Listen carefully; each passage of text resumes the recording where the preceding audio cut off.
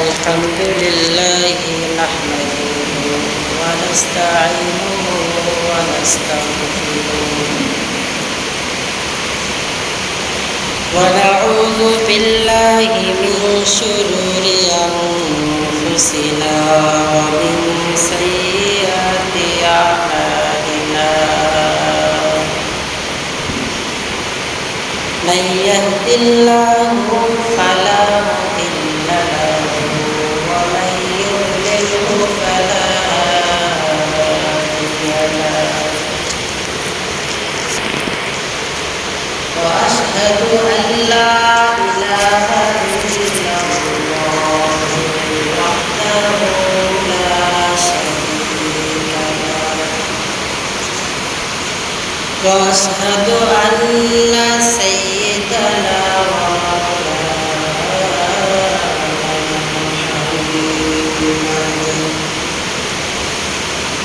ومولانا محمدا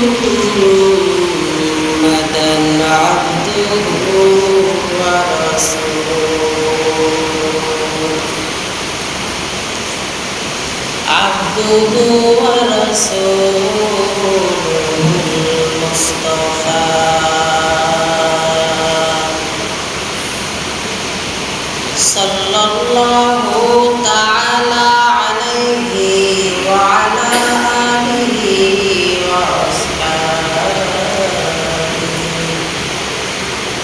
وأصحابه وبارك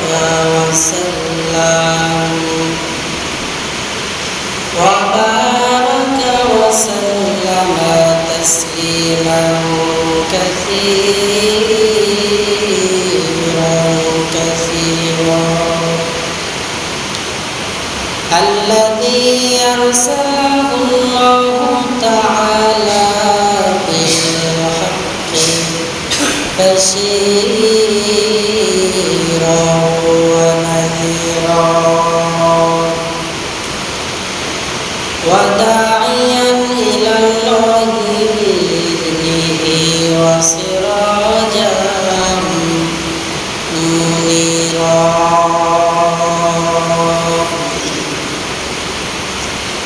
أما بعد فأعوذ بالله من الشيطان الرجيم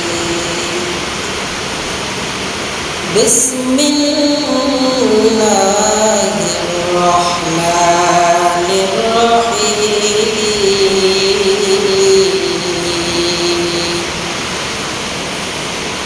في جنات يتساءلون عن المجرمين ما سلككم في سقر قالوا لم نك من المصلين وقال رسول الله صلى الله عليه وسلم أول ما يحاسب به العبد يوم القيامة الصلاة صدق الله مولانا العظيم وصدق رسوله النبي الكريم ونحن على ذلك لمن الشاهدين والشاكرين والذاكرين والحمد لله رب العالمين وقال تعالى في شان حبيبه ومحبوبه ومعشوقه إن الله وملائكته يصلون على النبي اللهم صل على محمد النبي وعلى آله وسلم تسليما محمد نے آکر کفر کو مٹایا کفر کو مٹا کر صداقت بتایا بلغ العلا بکمالی کشف الدجى بجمالی حسنت جمیع خصاله صلوا عليه وآله بلغ العلا بكماله كشف الدجى بجماله حسنت جميع خصاله صلوا عليه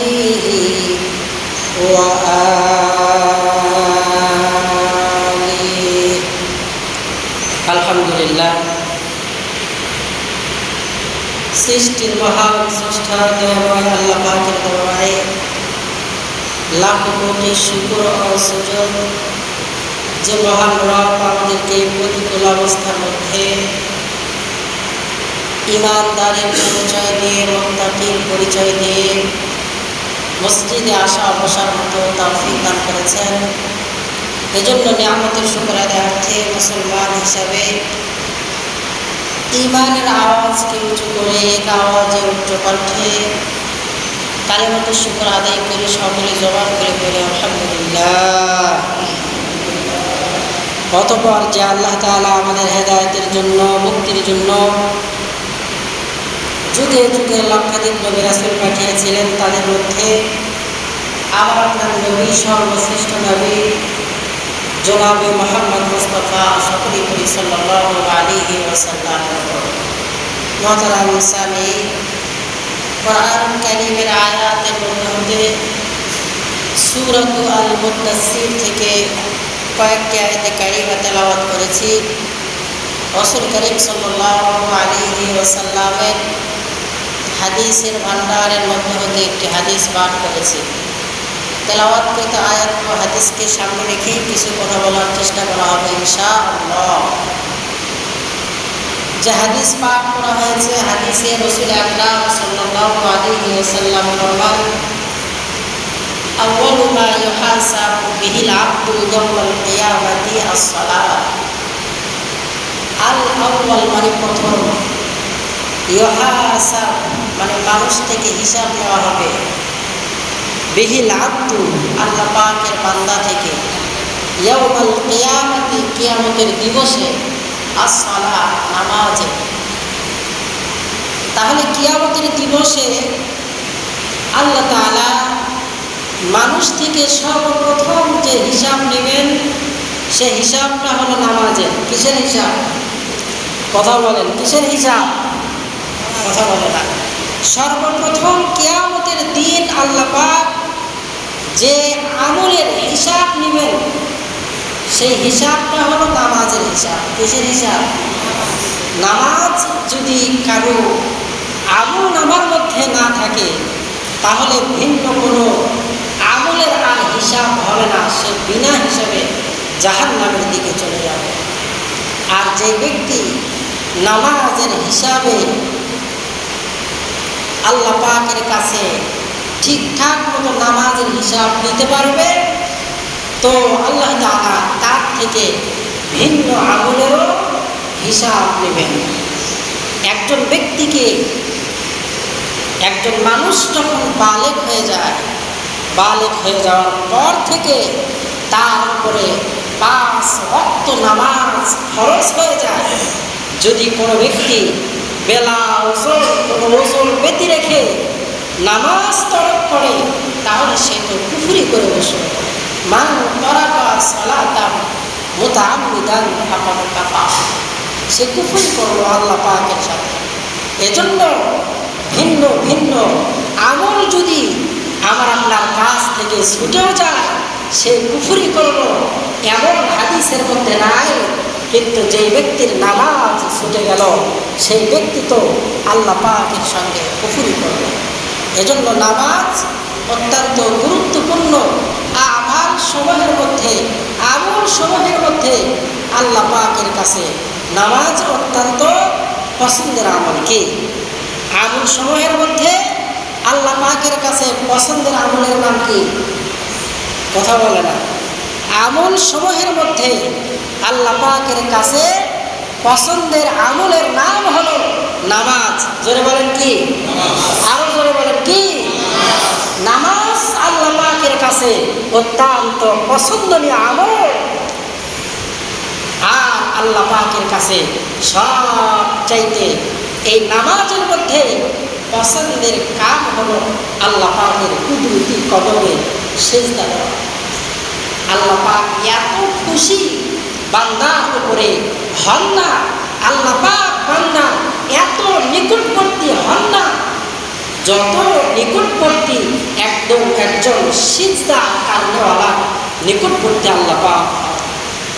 মানুষ আল্লাহ পাকের সব চাইতে নিকটবর্তী হয়ে যায় মানুষ যখন নামাজের মধ্যে সিজদায় লুটিয়ে পড়ে। তাহলে মানুষ আল্লাহ পাকের নিকটবর্তী হয় কখন? কথা বলেন কখন? কথা বলেন না। মানুষ আল্লাহ পাকের নিকটবর্তী হয় তখন নামাজের ভিতরে সিজদায় লুটিয়ে যায় যখন। তাহলে মানুষ আল্লাহ পাকের নিকটবর্তী হয় কখন? যখন মানুষ সিজদায় লুটিয়ে পড়ে। তখন মানুষের সমস্ত বরত্বকে, মানুষের সমস্ত তাকাব্বুরিকে, মানুষের সমস্ত অহংকারকে আল্লাহ পাকের কুদরতি কদমে ঢেলিয়ে দেয়। আল্লাহ পাক বলে, লিমানিল মুলকুল ইয়াউম, সব তাকাব্বুরি, সব অহংকার, সব কিছুর মালিক আমি আল্লাহ তাআলা। আমার সামনে যখন তোমার মাথাটাকে নড়াইছ, তখন তুমি বান্দা আমার সব চাইতে নিকটবর্তী হয়ে গিয়েছ। বান্দা তোমার এখন যা কিছু চাওয়ার দরকার আমি রবের কাছে চাও, তোমার জন্য আমি রবের সমস্ত দরজা বন্ধ। এজন্য সমস্ত বিপদ আপদে আগে সিজদায় লুটিয়ে রবের কাছে জানাইতে হবে, ফরিয়াদ করতে হবে, রব আমার এমন সমস্যা আপনি সমাধান করে দেন। সাহাবায়ে কেরাম তো সমস্ত চাওয়াকে আল্লাহ পাকের কাছেই চাইতেন। একজন সাহাবা রাস্তা দিয়ে হাঁটে যাইতেছে, তো জুতার ফিতাটা ছিঁড়ে গিয়েছে। যাওয়ার পরে দেখতেছে যে অনেক রুচি দেখা যায়। তারপরে সাহাবী জায়গায় দাঁড়িয়ে গিয়েছে নামাজে, 2 রাকাত নামাজ আদায় করে আল্লাহ পাকের কাছে বলে, আল্লাহ আমার এই জুতাটা ছিঁড়ে গেল, সামনে আমি তো মুসিকে দেখি, ওই মুসি পর্যন্ত আমাকে পৌঁছিয়ে দেয়। কতটুকু আমলের জজবা অন্তরের ভেতরে থাকলে এমন কি হতে পারে? বাড়ি থেকে মসজিদে আসতে নামাজ আদায় করার জন্য বাড়িতে সুন্নত নামাজটা করে আসে। এমন পরিস্থিতি কি, এমন পরিবেশ কি আমার আপনার বাড়ির ভিতরে কায়েম আছে? কথা বলেন, কায়েম আছে? সুন্নত নামাজ বাড়িতে পড়ে আসবেন উত্তম।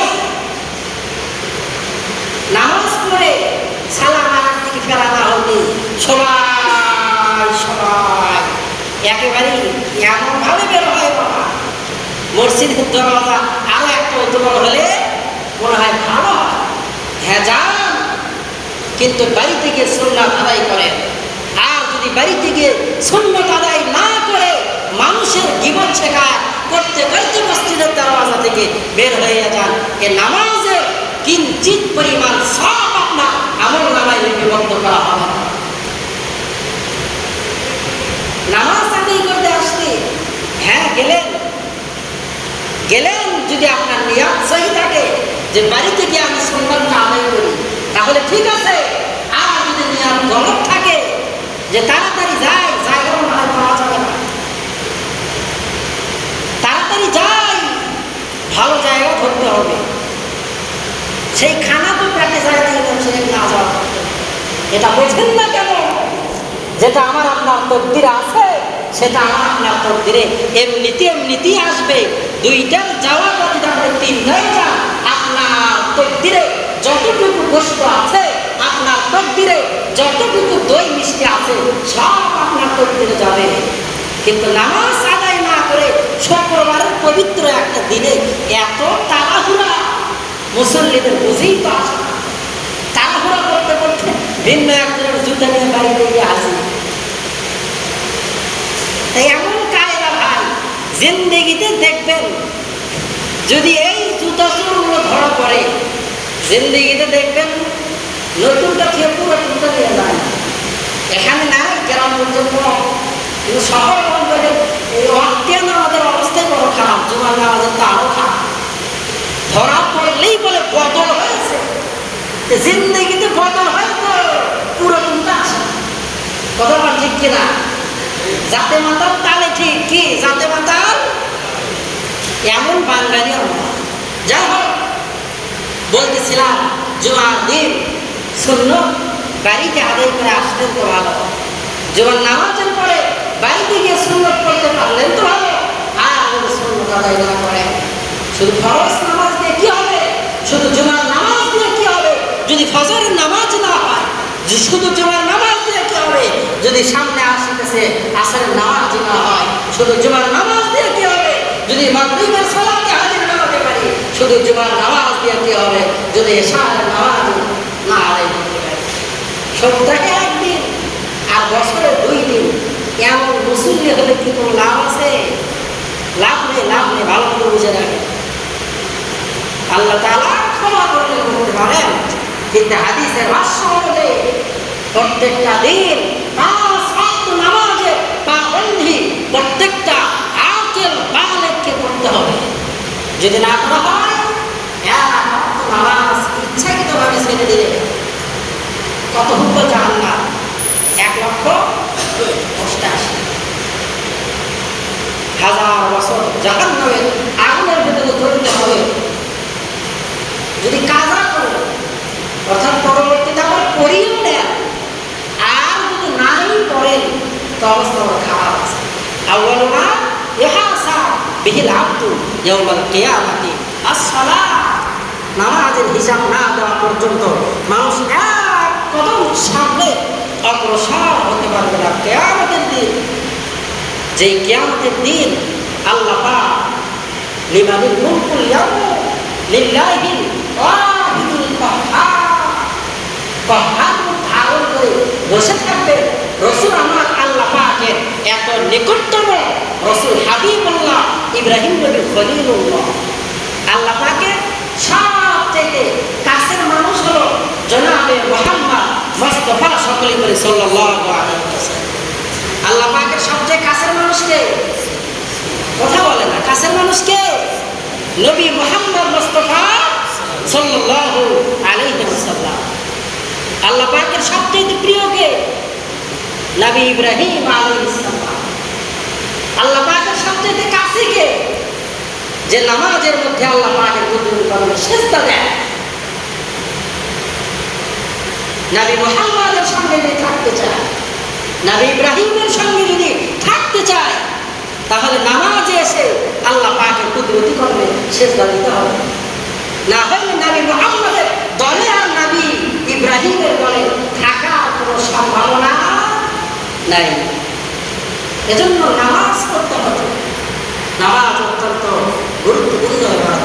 কিয়ামতের ময়দানে নামাজের হিসাব নাই, ভিন্ন কোনো আমলের হিসাব নাই, যাকাতের হিসাব নেই। যাকাত দিতে দিতে দিতে দিতে দিতে দিতে অবস্থা খারাপ। যাকাত দিলাম রে, যারা যাকাত গ্রহণ করে কি যে একটা ঠকাবাজি বাংলাদেশে। যাকাতের কাপড় এমন কাপড় দেয়, এক ঘর না দিতে চাও, এমন লঙ্গি দেয়, এক ঘর না দিতে শেষ। দোকানে তো আলাদা করে যাকাতের কাপড় আর লঙ্গি পাওয়া যায়। আমলের হিসাব আল্লাহ পাক নেবেন না। আগে নামাজের হিসাব দাও। হজ খরচ হয়েছে লক্ষ লক্ষ টাকা খরচ করে, গত সপ্তাহে হজ খরচ করা হয়েছে। হজ করেছি, হজের হিসাব করে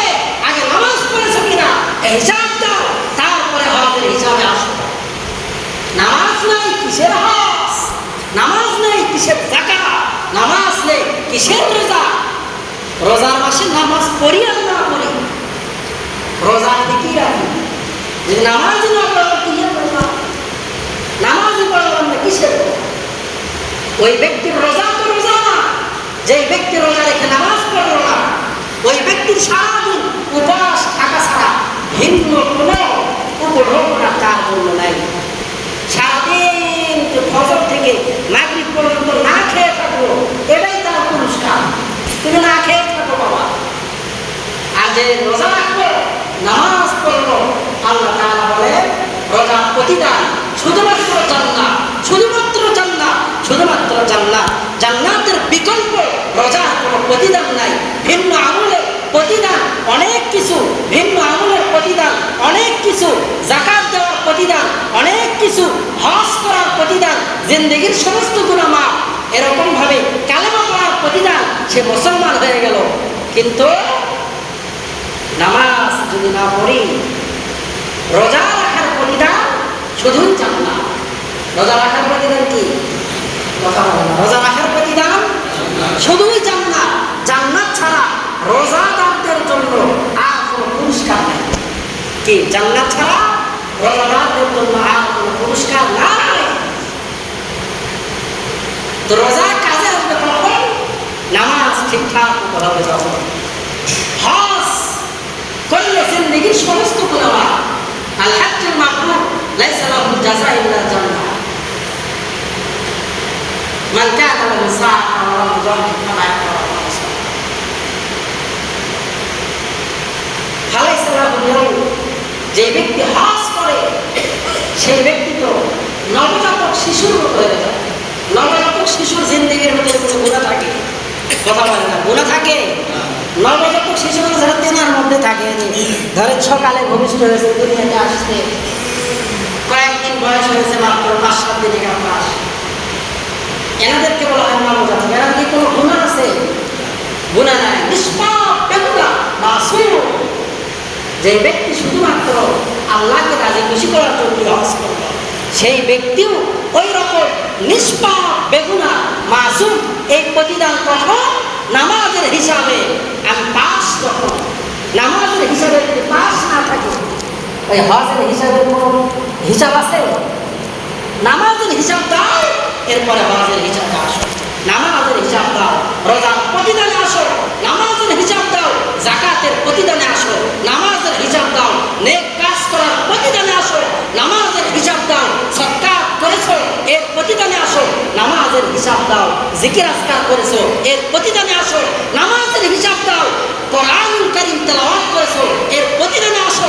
নামাজের হিসাব দাও, হাদিসের দর্শ দিয়েছো, এর প্রতিদানে আসো। সমস্ত কিছুর প্রতিদান করতে গেলে নামাজ আদায় করতে হবে।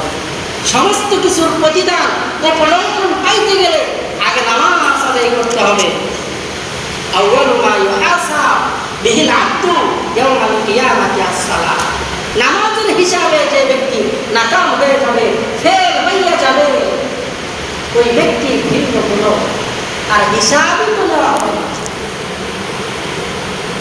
আমাদের কওমি মাদ্রাসায় মিজান আর নাহবের সবচেয়ে কঠিন কিতাব কি? পুরো ওপরের দিকে হেদায়া আছে, এরপরে ভিন্ন ভিন্ন কিতাব আছে, কিন্তু নিচের দিকে মিজান আর নাহবের সবচেয়ে কঠিন কিতাব। এই দুই সাবজেক্টে যে পাস না করে, ভিন্ন সাবজেক্ট পাসের কোনো কারণ নেই। মিজান আর নাহবের এই দুই সাবজেক্টে পাস করতে হবে। এরপরে ভিন্ন সাবজেক্টে পাস করলো না ফেল করলো সেটা পরের বিষয়। আগে মিজানে ফেল, আবার পড়ো। নামাজের হিসাবে ফেল, ভাগো, এখান থেকে ভাগো, ভিন্ন কোনো হিসাব নেই। নামাজের হিসাবে ফেল, এখান থেকে সরো, জাহান্নাম ছাড়া আর কোনো উপায় নেই। নামাজ আদায় করতে হবে, নামাজ আদায় করতে হবে, নামাজ আদায় করতে হবে। সব আমলের মহস, সব আমলের সর্দার হলো নামাজ। সব আমলের সর্দারকে নামাজ। নামাজ দেহের জন্য মাথা। এই মাথা না থাকলে দেহের কোনো দাম আছে? মাথাটাই কিন্তু মূল। ঠিক তেমনিভাবে ইবাদত বন্দেগীর মূল হচ্ছে নামাজ। ইবাদত বন্দেগীর মধ্যে নামাজকে মাথার সঙ্গে তুলনা দেওয়া হয়েছে। যার মাথায় নেই তার বডির ভিতরে সামনে যা পড়ায় দিলেও কপ্পর দোয়া ছাড়া কোনো উপায় নাই। কি কপ্পর দোয়া ছাড়া উপায় আছে? আর যার মাথা আছে, শরীরে বস্তু নাই, কোনো রকম চলতে পারে, তারপরেও কি তাকে কপ্পর দেয় নাকি? এর ভিটামিন খাওয়া একটু সুস্থ সবল হোক। তো ঠিক তেমনিভাবে যদি নামাজ না করি তাহলে সমস্ত আমল মাথা কাটা হবে। এজন্য নামাজ খুব গুরুত্বের সাথে আদায় করা যায়। এর আগে বলেছিলাম ফজর নামাজ অত্যন্ত গুরুত্বপূর্ণ, অনেক আলোচনা হয়েছে। আসর নামাজ অত্যন্ত গুরুত্বপূর্ণ, অনেক আলোচনা হয়েছে। তো বেশির থেকে বেশি নামাজের পাবন্দি করার চেষ্টা করব ইনশাআল্লাহ। আল্লাহ পাক আমাদের সবাইকে 5 ওয়াক্ত নামাজ পড়ার মতো তৌফিক দান করেন। সকলেই বলে আমিন। আবার জোরে বলে আমিন। জোরে জোরে সরে বলেন আমিন। আল্লাহ পাক কবুল করেন। যারা সুন্নাত আদায় করেন নাই, যারা রাকাত কবুল, যারা সুন্নাত আদায় করেন।